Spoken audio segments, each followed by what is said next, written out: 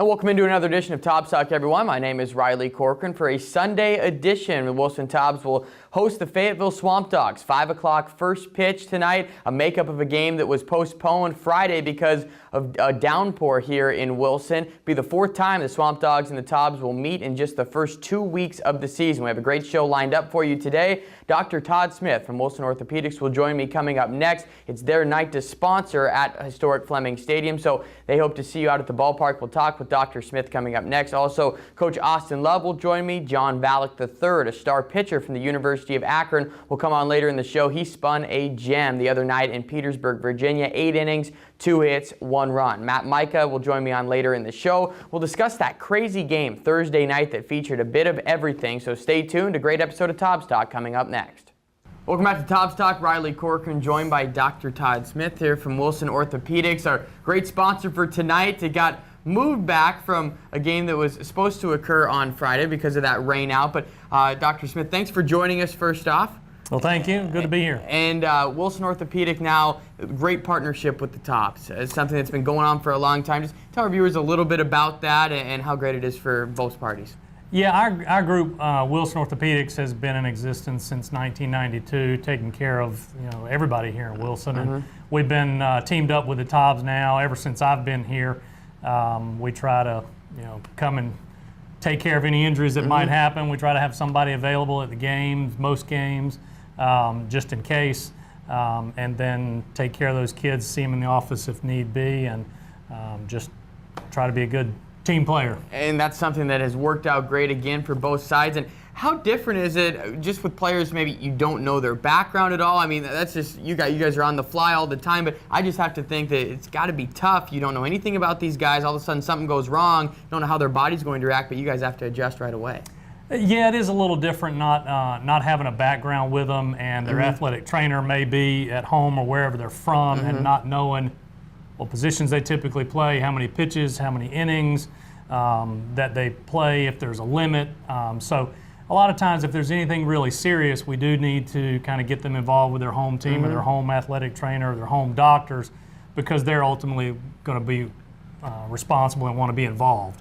So anything big, we usually do try to involve the home team, however they need that to work. And something, too, we'll keep it with the baseball theme. What's the biggest injury you are seeing now, I guess, with baseball players? I know knee might be a big deal, but what are you starting to see at least the last couple of years? Well, shoulder and elbow are the two biggies. Most of these kids grow up playing on multiple teams and multiple leagues and playing year-round ball now, and that's just not good for the arm in general. We're not meant to throw that many times, despite what these guys think. And so we really do see a lot of shoulder and elbow injuries, and luckily most of those will settle down with conservative treatments, but sometimes they do need some surgeries. But a lot of it is just overuse, and we got to get these kids throwing less, and that's easier said than done because we all want to throw too much. And something, too, with this short season like it is, if you give in your professional opinion, say, hey, you got to shut it down for a couple of weeks. Has there ever been a case where a player says, no, I have to play here, I have to play? I mean, trying to fight it again, just with the unique perspective of this summer ball season. Well, luckily we don't have to fight it too much, because if we do run into a situation where we feel like the kid needs to be shut down, that's when we involve the home team, the home athletic trainers, the home docs, because those coaches are going to probably want to shut those kids down anyway.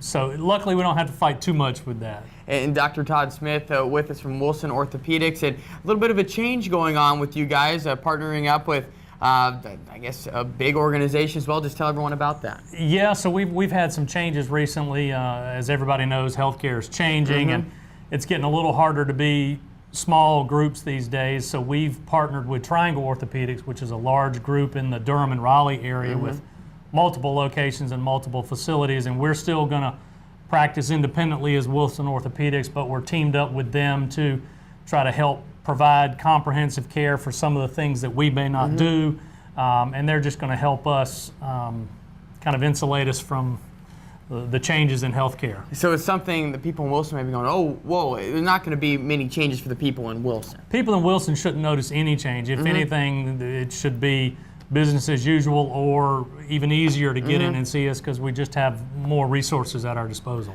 And Dr. Todd Smith with Wilson Orthopedics sponsoring tonight's game against the Fayetteville Swamp Dogs. Thanks for coming down on a Sunday and being here on your day off, I would assume. And hope to see everybody out at the ballpark tonight. This is Tobs Talk on Greenlight. And welcome back to our Sunday edition of Tobs Talk. Riley Corcoran and Coach Austin Love. And a game tonight against the Fayetteville Swamp Dogs, no matter what, it's going to be for first place, a 5 o'clock start for first pitch. And Coach, I still want to go back and talk about that crazy game on Thursday night against the Petersburg Generals. We spoke about that North Carolina game on the way back, how crazy that was, and you said you'd never been a part of a game, something like that. I'd had to take the cake on Thursday night with how many twists and turns there were with the delays and everything. Yeah, it was definitely a situation where we had to get the game in. With our schedule, making up games is extremely tough, and from our team standpoint, we handled them pretty well pitching-wise, and we felt like our starter was going to be able to do the same thing that John Valek had done the night before, and got off to a very rough start pitching-wise, and our guys just hung in there and battled back and forth, back and forth, back and forth, and again back and forth, and then with the delay and the lights going out, it's like Super Bowl all over again and all that stuff. So, it was very fun to be a part of. A 39-minute rain delay to start it. It was a 43-minute first inning, and then a 22-minute delay as the lights went out. What stands out to you out of those three things, the delays and the long first inning? What was the one that you're like, can you believe this is happening? Was the lights out? I mean, that to me, I could not even believe that happened. It was the lights out. After, the way we had the blown save in the top half of the ninth, it was just like, can anything else happen? And Right. Later on in the inning, in our half, Logan Rigner came to third base, and I said, "Man, are you hungry?" He was like, "Coach, I'm starving." And we're sitting there talking about it. It's like, man, it's time to eat. Let's win and go get some food.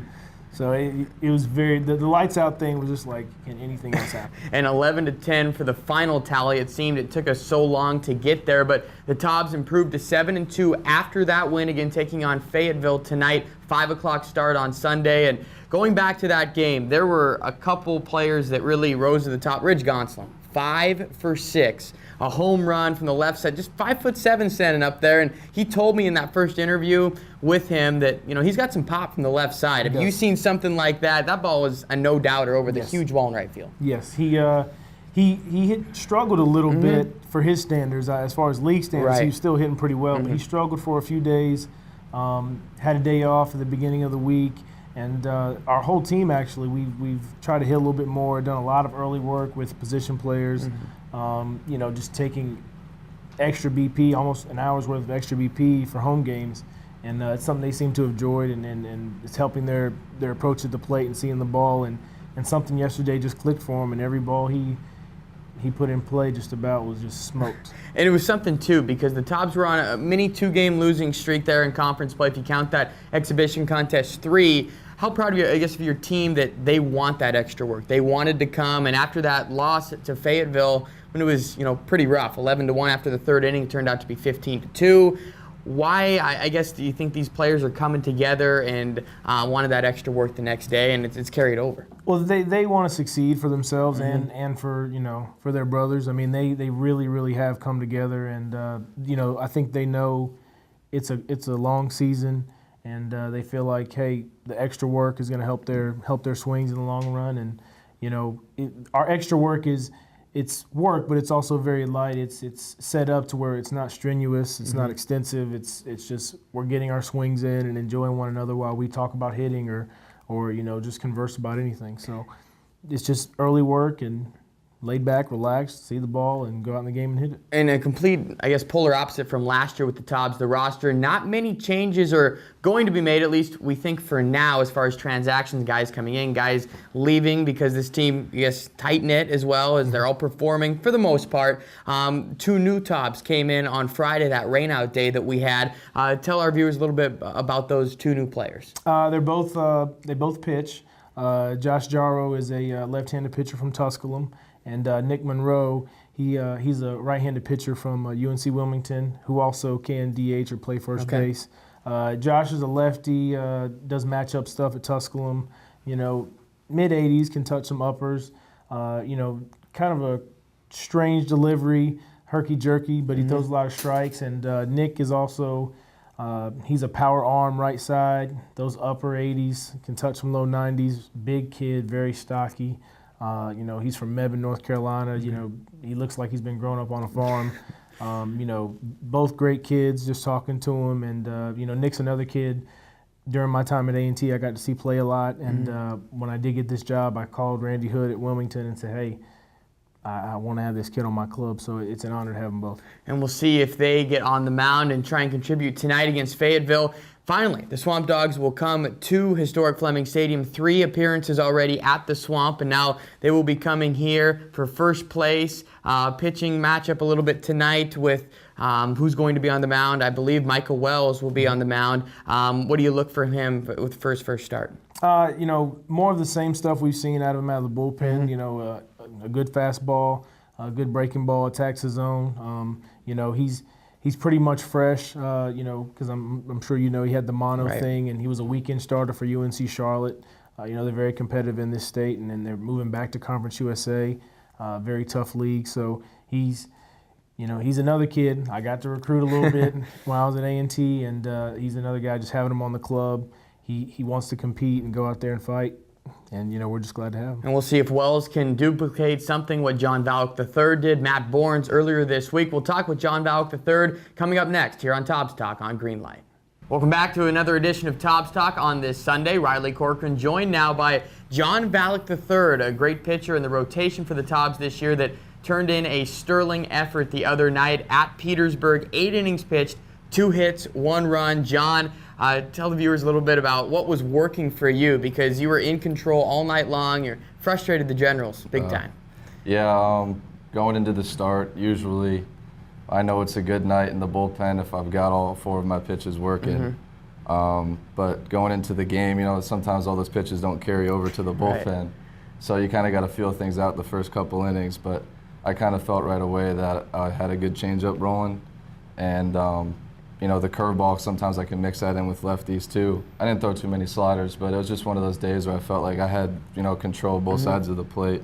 And as long as I kept them off balance, I felt like I could have pretty good success. And moving to 2-0, 8 innings pitched, 2 hits, 1 run for John Valk III. And a little bit of a different approach than some other pitchers, and I appreciate it because you have to work that much harder, at least from the mental side of things, with your accuracy, because like you told me, you're just going to frustrate people because you throw low to mid 80s, and that changeup, how do you use that in any count? Because I've seen that in 2-0 pitch, anything there. How confident really are you in that changeup, just no matter what? It just started when I was younger. My dad, he was one of those guys that didn't want to teach me the curveball when I was younger with all the arm issues and all that. So I was primarily just a fastball changeup guy, and until early high school. So it's been a pitch that I've always, I guess have been blessed to have. And I've thrown it so much now that it's almost just like throwing a fastball. I have confidence in it, throwing it in any zone. But, if I don't have that pitch, usually it's a struggling day. But as long as I have it, I usually am in good shape. And so far in his first 2 starts, he has had that pitch working. And how pleased are you with these first 2 starts? Because, it's kind of a crapshoot when you come into it. You don't know how the season is going to start, carrying it over from the college season to the summer ball. But how pleased are you, I guess, with how well you've done on the mound the first 2 times? I'm happy with it. The most important thing is that the team wins and all that stuff. But, coming in here, I just wanted to continue my success that I felt like I had, in school ball and, the summer ball. Just about getting better, keep progressing, continue to pitch, continue to, stay healthy. Stay healthy is the most important thing. But, it's so much fun being around these guys, especially when we're winning and all that, just to keep rolling and have fun around the guys and play the sport that you love to play. So. And that's something that's been working for the Wilson Tobs. And John Valk III, a little bit of an interesting journey. Not many people will grow up in Florida and then decide to go play college baseball in Akron, Ohio. So how did that come to be, I guess, tell everyone about it, because it's pretty unique. I mean, you were pitching in 90 degrees, and all of a sudden you're pitching in snow. Yeah, well, it happened with my pitching coach in Akron, well, now former pitching coach. He lives like 5 minutes from me in Florida. And he just came to one of my games, and he's like, "Hey, you know, I liked what I saw. You know, you want to come to a visit in Akron?" I'm like, the only reason I knew of Akron was because of LeBron James. So I go up there and check it out, and I mean, when I went up there, I liked everything I saw. I knew the program was heading in the right direction. Mainly, the main reason I went up there was because of the coaching staff, and I knew that, you know, they had the program going in the right direction. But I don't know if I really knew what I had. I knew what I was getting myself into, but I didn't know what I was getting myself into. If that makes sense, like. I knew it was going to get cold and everything, but I didn't experience the true winter until I actually went to school. But I mean, in the long run, I know it's a completely different change from Florida games, you know, pitching at 90 degrees to pitching at 20 degrees in snow. But I mean, as long as I get to play Division I baseball and continue to play baseball and win and have fun, you know, I'm having fun. So. And that's something that's been working out very well for John Valk III, already 2-0 with the Wilson Tobs, and we'll see him with another start coming up next week. We'll talk with Matt Micah breaking down this matchup tonight against the Fayetteville Swamp Dogs when we return. This is Tobs Talk on Greenlight. Welcome back to Tobs Talk. Riley Corcoran and Matt Micah with you to break down this matchup tonight against the Fayetteville Swamp Dogs, a 5 o'clock start. So make sure you come out to the ballpark. It's a battle for first place between these teams. It'll be the 4th time they play after their contest last night at the Swamp. They've played in Fayetteville 3 times, and now finally Fayetteville will come to Wilson for the 4th meeting of the year. But Matt, I want to talk more about that game on Thursday night with you, because we were up in the press box about the only place that there were lights on during that blackout or whatever you want to call it. How crazy was that game, at least to be a part of from your side of things? The first thing I thought was a Super Bowl. Super Bowl, Right. you know, number 2. And, you know, as a player, you kind of just have to, it's one of those things where you just got to battle through it. You know, you're in the groove, you know, especially with the Tobs, they just gave up the lead and stuff like that. They were kind of down, which also might have helped them. They, you know, refocused and went back out there and got the job done. And you talk about grinding it out and trying to work through it. Christian Slaznik did that, because on the mound, he was not as sharp as we have seen. He gave up 4 runs in the first inning. He gutted through 5 innings. What did you see from him, maybe innings 2 through 5, that he can build on for his next start? Right. He just settled down. You know, he didn't want to strike out in the first inning. He wanted to strike out everyone. Right. He definitely has to let, you know, the defense play, get his ground balls, get his fly balls, and let his defense do the work. And Josh Johnson, 3 2/3 for him out of the bullpen. I was surprised he kept staying in the ballgame, because Josh Johnson from the College of St. Rose up in New York, he is primarily a reliever, but he was very solid, and he's kind of the guy, because it was 11-10 on Thursday night. And, you know, we talk about the hitting and, of course, Slaznik a little bit, but he was an unsung hero in that game, doing as well as he did out of the bullpen. Again, from Johnson, what are you impressed with? Very impressed with establishing his fastball early. You know, it was one of those games where everything was clicking. You know, after the first inning, you know, Gonsolin became huge, and everyone fed off his energy. Then everyone was feeding off of Johnson's energy. It was just one of those crazy ball games. And Ridge Gonsolin, you prefaced it a little bit earlier, 5 for 6. Yep. That was one of the best hitting displays I've ever seen at the plate. Did you ever, when you were on the mound, give up a home run to a kid 5'7" and go, really? Yeah. Did that just happen? Because Ridge Gonsolin has crazy power, but you wouldn't think of it. Oh, exactly. You know, just he's one of those guys where his power is just sneaky on you. You know, he'll battle at bats.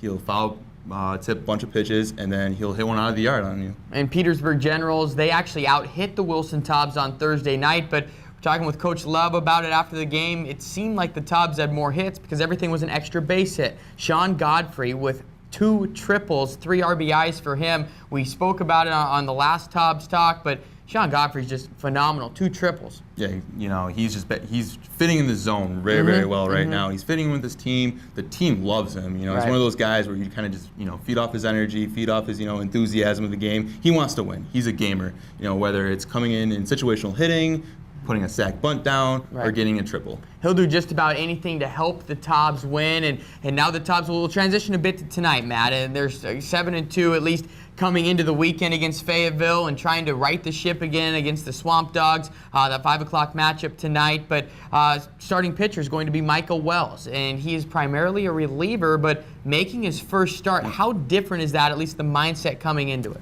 You know, you have to get your mindset right. Either or, but with a starter, you have to save your stuff. You know, you can't go in 90, you know, trying to dial up the radar gun. With a reliever, you can just, you know, let it all hang loose and stuff like that. And with a reliever, I mean, you can just dial it in. Starter, you have to work your pitches and stuff like that. And we'll see if Michael Wells can do that tonight and helped the Tobs beat the Fayetteville Swamp Dogs in their first visit to historic Fleming Stadium. We'll wrap up the show next. This is Tobs Talk on Greenlight.